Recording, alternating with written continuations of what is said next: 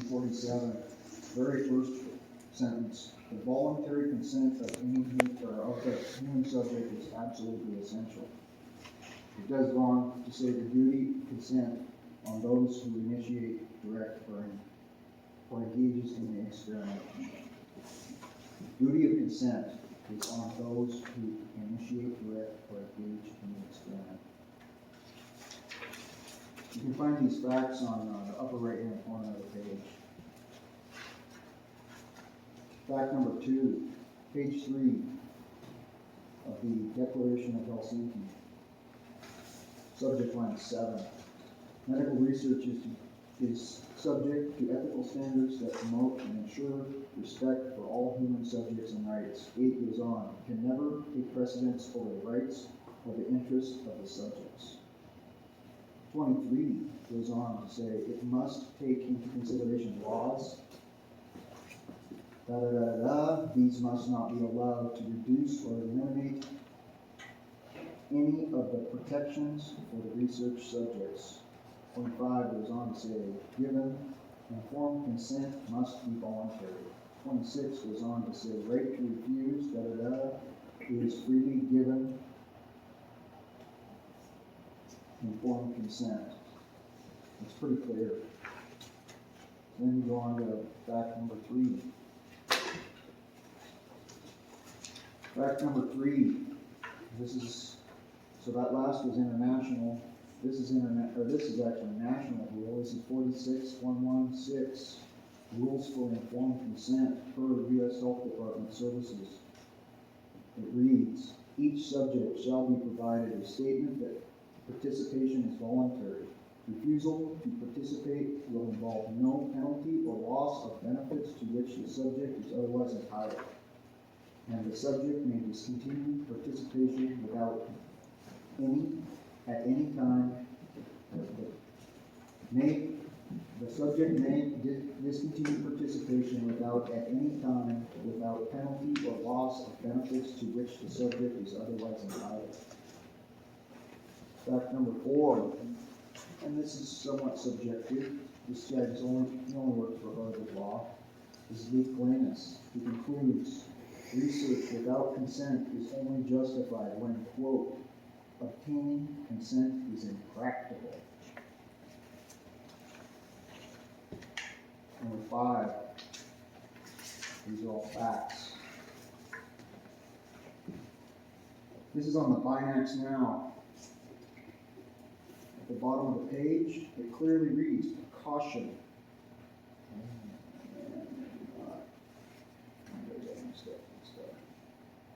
Oh, actually, it reads, device product not approved or cleared by US FDA.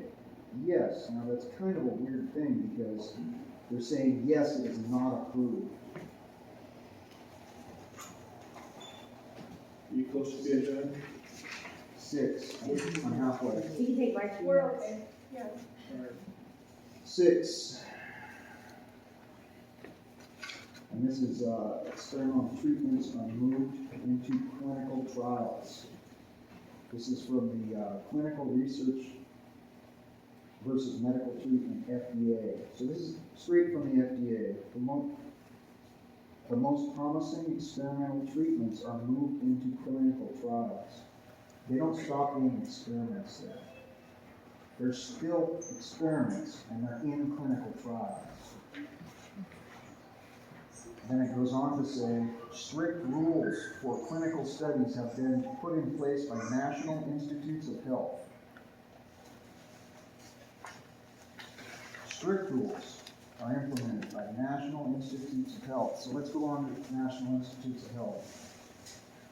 This is fact number 7. This is the smaller print there in the middle of the page. Informed consent is the process of providing you with the key information about research study before you decide whether to accept the offer to take part. About halfway through that paragraph it says, the research team provides an informed consent document that includes details about the study. The last line says, you can decide whether to sign the document. It's consensual. It has to be consensual.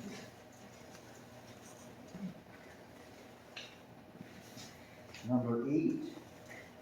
This is the science brief from the CDC. It says in the middle of the page, the last line above sports and other curricular activities, it says, however, schools with screening testing programs also identify barriers such as privacy concerns, complexity, and financial concerns. I'm sure you guys can take care of the complexity part of it. The privacy concerns. Even though the CDC recommends that screening and testing is in K-12 schools, it also says, however, schools with screening and testing programs also identify barriers such as privacy concerns. And the finances, well, I guess you guys don't care about spending tax dollars. Number 9 is the fact. These are all facts, every single one of these. The sensitivity, and I messed up on this. The sensitivity is all that are positive, all people that are positive for COVID. What percentage of them test positive? That's what sensitivity is. That's per definition. You guys can look that up later. The sensitivity for symptomatic people is 64%. The sensitivity for non-asymptomatic people is 35%. You guys can test all you want. You're only going to catch 1/3. That's 62 and 35%. Those are not passing grades.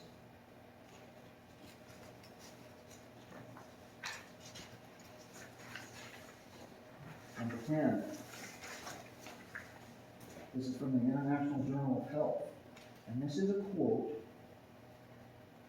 And so it is subjective. Safety concerns are only discovered after they have been on the market for years. This is in the middle of the page. FDA has adopted several policies that could continue, or that could increase the likelihood of approving a potentially unsafe medication. I don't know, this person only works for the Journal of Health Services. You can discount that if you want. And let's go on to number 11. DDT was created in 1874. It was heavily used in World War II. In 1945, the U.S. Food and Drug Administration approved it for public insecticide use. By the end of the same year, American chemical companies were producing an estimated 2 million pounds of DDT a month. As a result of the vast surplus, negligent regulation, blah, blah, blah, on down the line, inaccurately concluded that DDT had no effect on mammals. DDT, we all know what DDT did. In 1972, the U.S. Environmental Protection Agency banned DDT. FDA never banned it. But the bird and fish people did.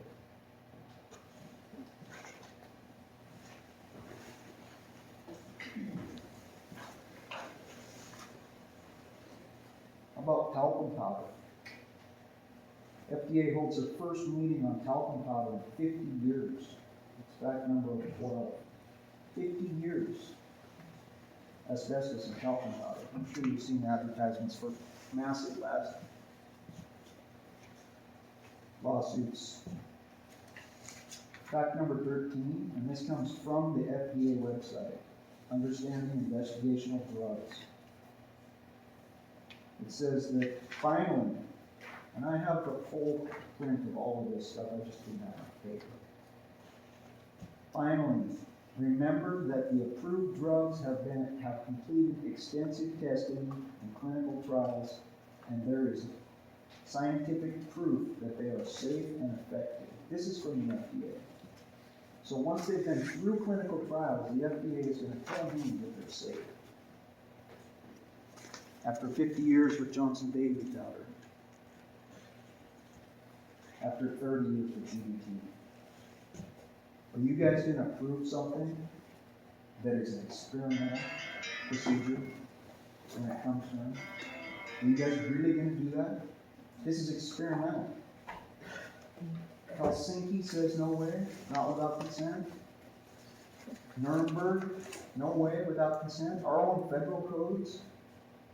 We're not even talking about the illegal search issue. Somebody else is going to bring that up.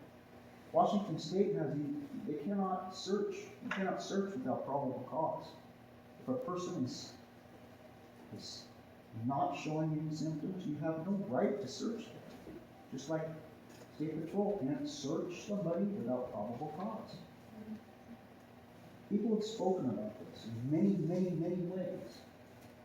And when it comes time for you guys to decide whether to penetrate an orifice of a student, that's an illegal search, and the person conducting it is going to be doing it experimentally because it is not FDA approved. And even if it was, should we trust them? What are you going to do? I ask the board right now to make a motion that they're not going to approve any testing on our kids. Can any of you do that? You provided a lot of information, and I really appreciate that. I too have looked at some of the same things that you have cited here. I think that for myself, I need to look at this and study this. I'll give you the full copies, not just the single excerpts. What are you going to do when it comes to setting your proposals for what you're going to do? Are you guys going to approve this? It's up to you to approve. You're setting policy. We know what Nuremberg says you should do. We know what Helsinki says you should do. We know what Washington State says you should do. But the health department tells you different. What are you going to do? Are you going to think critically? What are you going to do? Have you guys already approved it since it passed already to school? Thank you. Have you approved it? You don't really approve it. What? We do not really approve it. You approve policy. We follow the guidelines that are given to us. No, you create policy. No. One at a time. The school board does not follow guidelines. They create policy. Okay, we're done with this. We're not doing anything tonight. Next person. Nobody's gonna answer him? Anthony, I can't. There will be lawsuits, I'm telling you. Brunez? Anthony Brunez? They're not gonna answer him?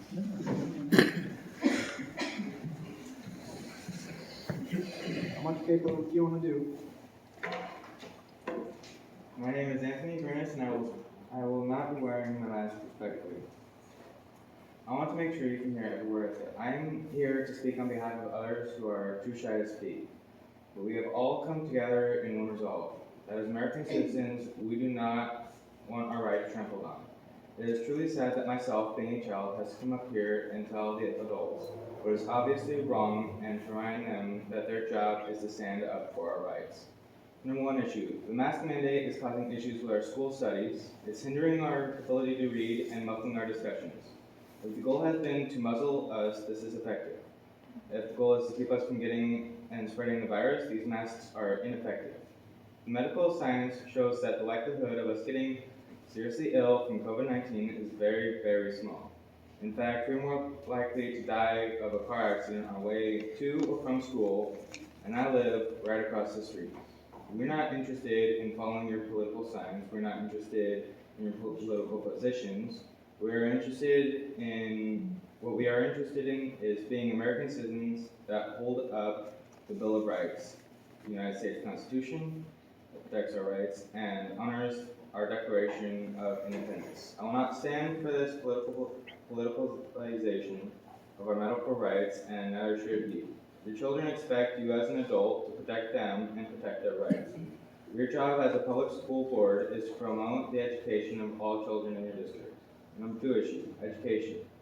This is your job to make sure we receive education that will allow us to function in the real world. Reading, writing, computer skills, arithmetic, and scientific theories, not sexual orientation. We don't need you to tell us how to have sex. In fact, since the beginning of time, I'm pretty sure that everyone has figured it out on their own. We don't need you to tell us who we like and don't like, and we definitely don't need you to tell us not to respect our parents. Public educators are not supposed to be opening the doors for us to experiment sexually. Do us all a favor and stick to topics that you are hired to educate us. Our parents do not pay you to teach us sex. Do you really want political officials to tell you how to raise your own children? If you cannot do your job, then you need to stand down and submit your resignation.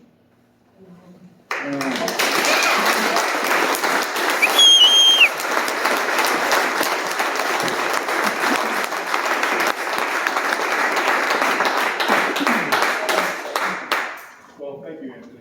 Appreciate it. Yeah. Let me just cover what I see as the bottom line here in this masking and vaccination mandate situation. The superintendent of public instruction has said that if districts don't require it, then he will withhold our funding. Okay? And I believe he will do that. Now, I don't necessarily agree that it is legal or constitutional, but in order to fight that, we would have to go to court. And court battles can take a long, long time. Okay, so in the meantime, we don't have funds to operate our school. So what you're saying is the kids aren't worth it. So it's about money. I mean, that's what you're saying. The kids are less important because money rights are less important. We can't run the school without the money. What if you don't have students? This is a waste of time. You guys are gonna get nothing done here. Just gotta go higher. Okay, he needs to take it. real quick, I'm not gonna call on everybody, okay, real quick. My question is just that, I know that part of your duties is to uphold the United States and Washington State Constitution as a board member. And it's obvious to everyone that these mandates are not constitutional. The state does have a constitutional obligation to provide an education to the students. So if they're going to pull funding for you obeying the Constitution, what are they going to pull it from? How are they going to take funding from something they're constitutionally obligated to do? The money all flows through the office of the superintendent of public instruction, okay? Have they ever actually pulled that funding? They have not, Ever? not that I know. It's a park. That's all it is. It's an empty threat. Arden? Thank you. I used to be a board member. I served about 12 years. And the board doesn't have to rubber stamp policy that WASDA comes out with, or the superintendent of public instruction does.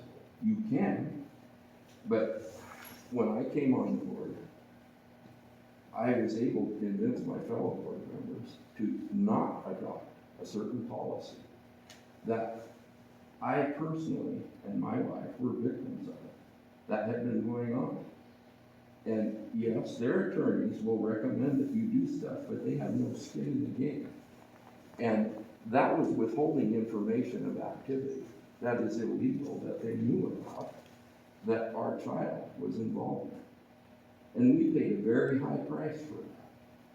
So I'm sure that we progressed way beyond there, but you have to read those things and use your common sense. And what I told my fellow board members at the time was, if you adopt this policy, what you have done is you have put yourself in the position of the parent, and you're taking responsibility for the outcomes to that child. Are you willing to do that and be sued over some tragedy or death that occurs? And you need to weigh that every single time when you look at the garbage that they put out. And the one that we adopted last year should never have been put in place. And yes, Superintendent of Public Instruction said he's going to withhold our taxpayer dollars, from our school, and from our kids. Let them try. My gosh, you have to stand up sometime. I have no idea how far you'll let this go. You're gonna lose your funding anyway because you're gonna lose your seats.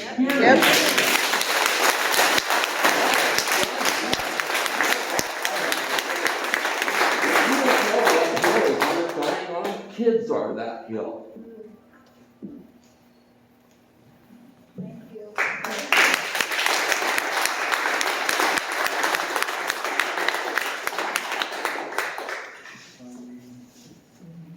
Sure, go ahead. So, there's been a lot of dialogue so far about the legal search and the chemical. I did bring a test kit and show you how it works. That's inconsequential. Yeah. Yeah, it's just like picking my nose. You already know that. All right, let's go on. Mark Colombo. This is, yeah, shows how easy it is. How you guys doing this evening? You guys doing good? Yeah, all right. I got a definition of an ultimatum. A final demand or statement of terms, the rejection of which will result in retaliation or a breakdown in relations. Ultimatum. And that's what I see going on here and across the nation. Ultimatums restrict a free choice and the freedom. Whether you believe the views of others or not, it is their right and their choice to hold fast on their beliefs, regardless of the outcome. It is brave and it is American. We, the people, are the ones in charge, not the government. We know that because we're American. Are we to just fold and to take it to save a basketball season or a job or funding? I say no.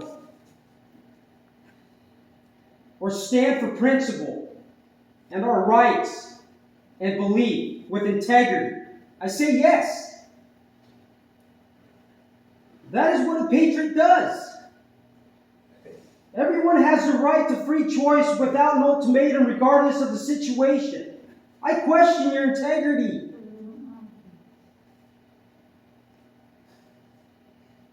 I wonder if you have compassion. I wonder if you have empathy for the ones that lose their jobs or being condemned for a free choice.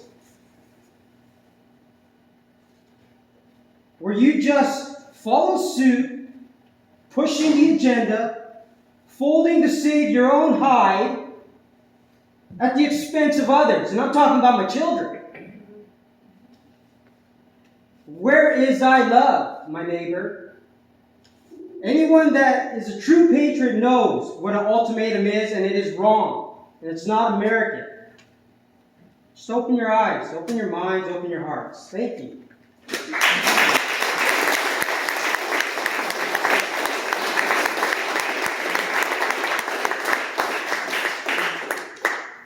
Thank you, Marco. Anybody? Sure never thought I'd be in this situation. Probably you guys feel the same way. Do something about it. Do something about it. Please, we're We'll back you. stand up, we'll stand with you. People like you to protect the jobs of everybody and the kids of everybody in this room. Well, If the you job guys sit- don't stand the up, job if you situation is people off don't the table. start standing up, You're folding. You're folding. And you know it. you're just walking along like the sheep. Well, what do you guys wanna do? You wanna? Stand up for your community. Yeah. What you're here to do. We need you guys. Speakers we have? No, we got more. I think we need to listen to. Okay, Chanel, you're up.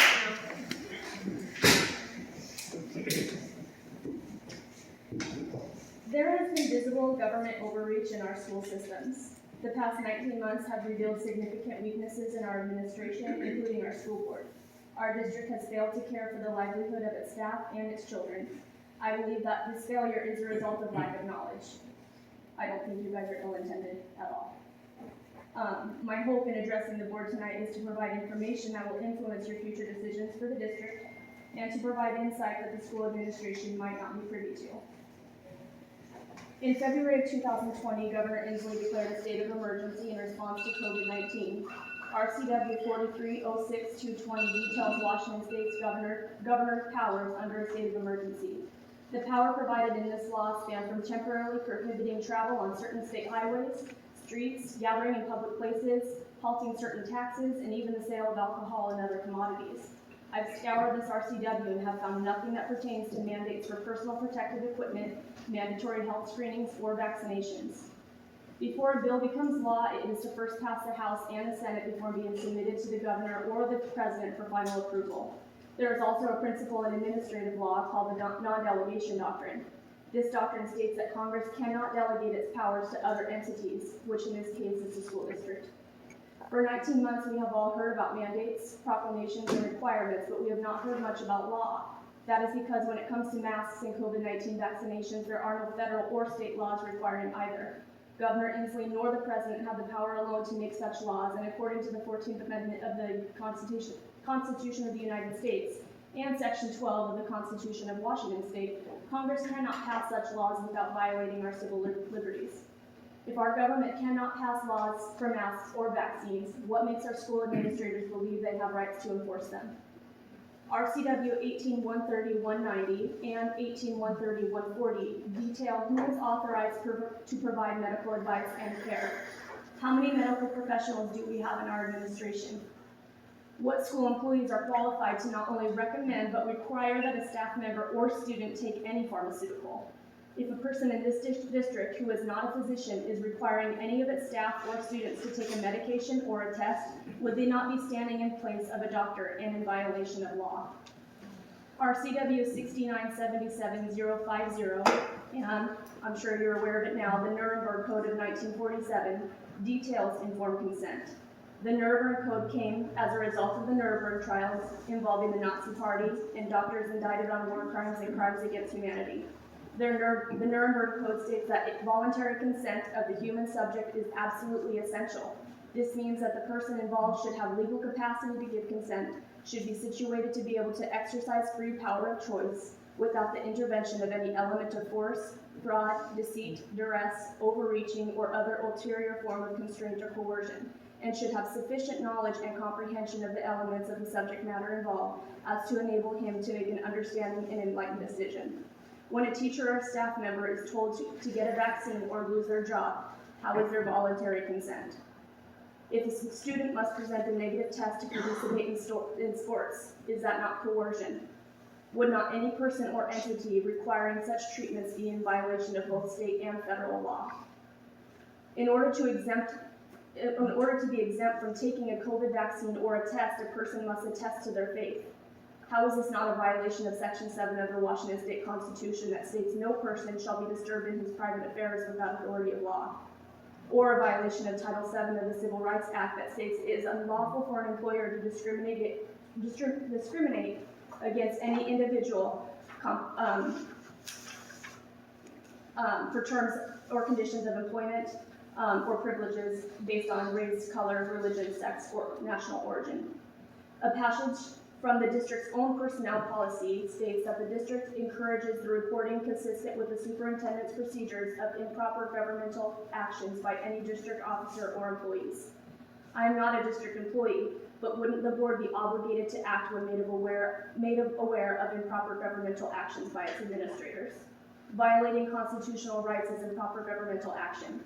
Your hands are not tied by these mandates and proclamations. The oath of office for school directors, according to RCW 28A 343-360, states every person elected or appointed to the office of school director, before entering upon the discharge of the duties thereof, shall take an oath of affirmation to support the Constitution of the United States and the state of Washington, and to fully discharge the duties of the office according to the best of his or her ability.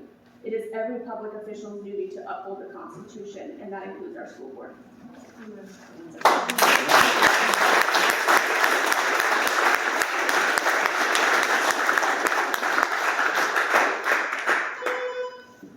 informational.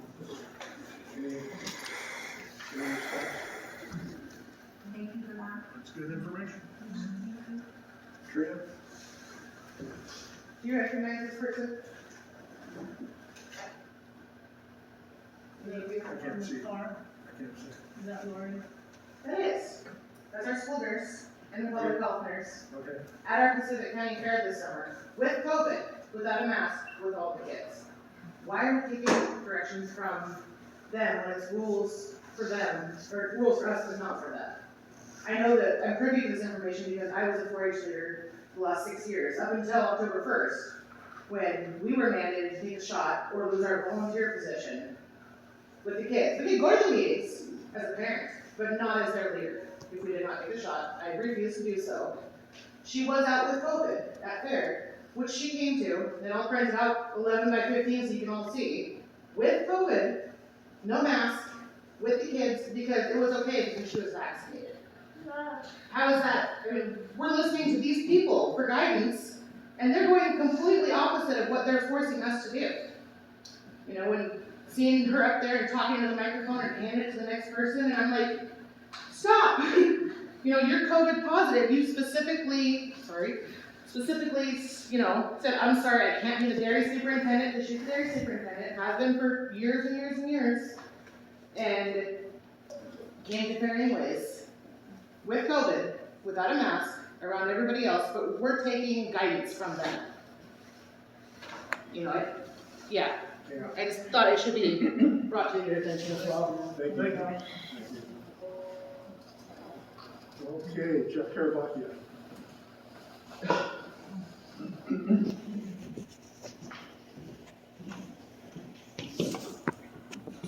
How you guys doing?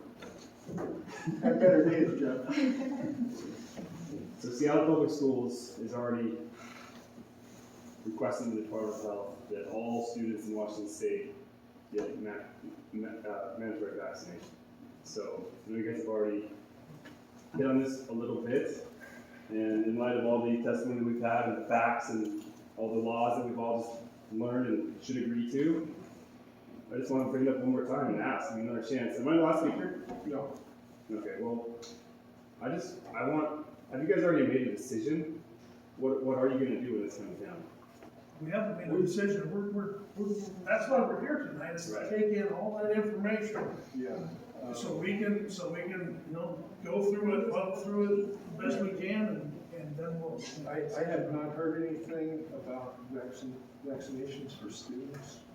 I'm not saying I won't. Okay. Guarantee it's coming. California already did it. I mean, I was here 2 months ago asking the same things. In that time, California's already done it. And what happens on the West Coast usually sweeps across the entire West Coast. So I guarantee you, Oregon's next, Washington's next. Seattle School is already talking about it, the largest school district in the state. And what they do also follows the rest of the state as well. So it's coming. It's definitely coming. So